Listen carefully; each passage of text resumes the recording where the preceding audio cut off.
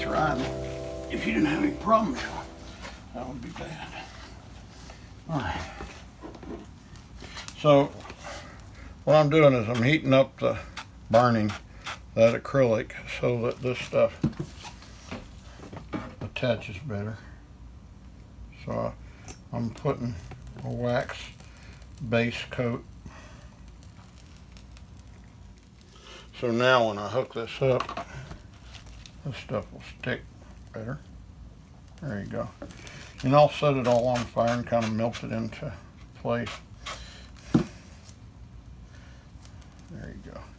So when that cools, now I've got my anatomy back. And it's bonded more to that. And while I'm waiting for that to cool, you know, it's coming in here and going down the central groove. This is the little cleavage between the like a heart, a Valentine heart, and we're going to talk about that because when you get finished, this is a heart. You'll see that's a shape of rather rudimentary, I must admit, but it reminds you of a heart. And we'll go over this and over this because this is what's missing, this anatomy.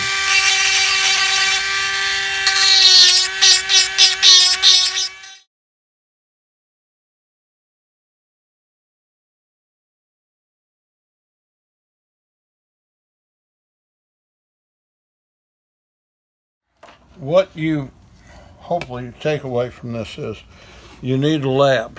You need them to have the basics when you start. And then you need to do your own creative anatomy and notches because the lab is to get you there and to help you do the doctoring.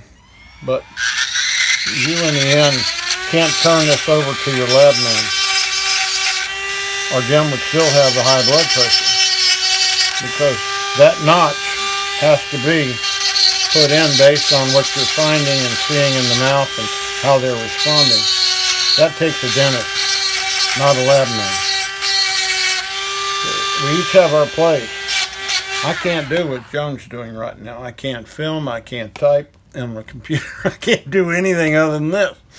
But, and I can't do what Jim has done to you know, we're all gifted in certain areas and we need lab people to expedite the case and get it going. But then the actual, a lot of this, if we were in a normal setting, the chairside or lab chairside could come and bring this to me and I'd make a suggestion just like this so that I really don't have to leave what I was doing but suggest, hey, that doesn't line up. You okay? Yeah. Yeah. Sorry. Don't be doing anything crazy back there. I'm not. All right, Jim's back there making funny noises. But we're almost ready to let him get back in the show. So when that tongue comes in, hopefully,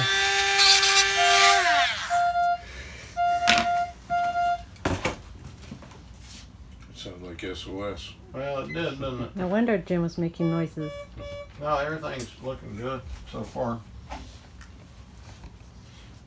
But you do better when the appliance is back in your mouth. I have some patients, we can't actually take an appliance out without putting something back. They'll go into a seizure or have coughing fits. And so a lot of times we make duplicates to start with because their case deserves it, needs it.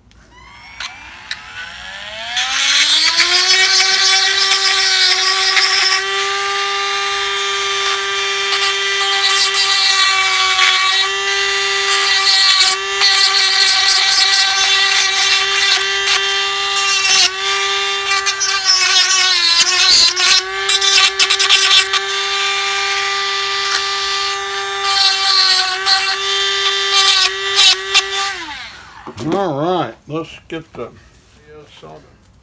Who would have ever thought you could change? I keep trying Jesse's gloves on. I think somebody put them in my box. They are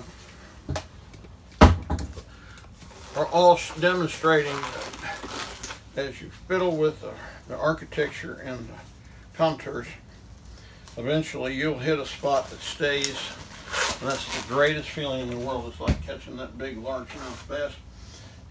It's not going to just jump out of the water into your boat, but between your lab person and your assistant, you develop a plan that allows you to get it done in a minimal amount of time. This seems, as we're teaching it, like a long time. We don't really have to spend that amount of time on a lot of cases because there's a team approach. And you need that team. So now we're going to repip it. See what we got. And Jim's patient, so we're good.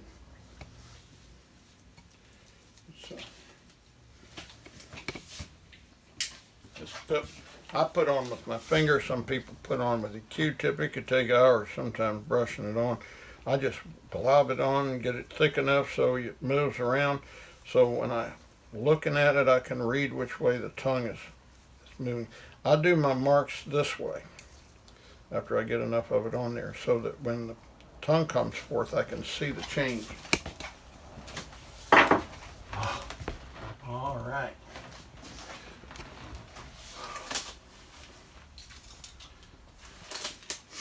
So, within seconds of putting something in, we may not have complete change, but we have changes. And those changes give us the direction. Sometimes we don't even have to wait for the whole thing to happen when we realize we've got good enough changes going, and you take it again and the changes are still getting better. You know, because it's not one number, it's a range of numbers. For blood pressure, oxygen, and pulse, this has to do with their breathing. So the number you get at this moment will be a little different than if you wait a couple seconds because they're in a different part of their breathing cycle.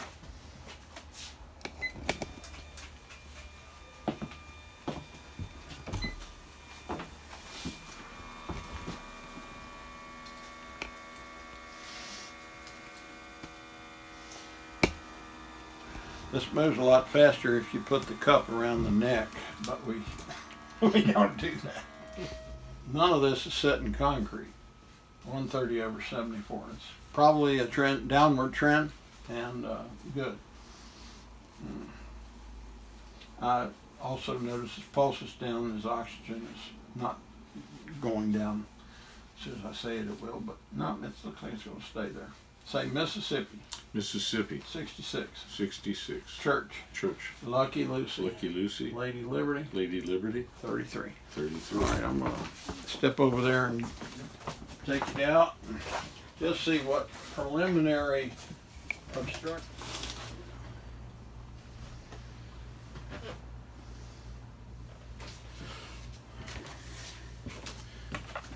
This I refer to as the wake, where the pip is pushed out.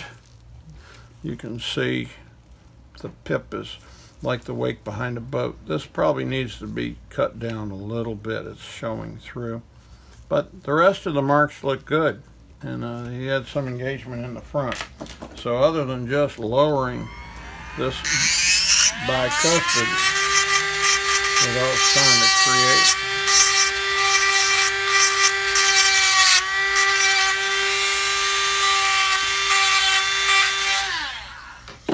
we're going to put it back in and leave her be for a bit.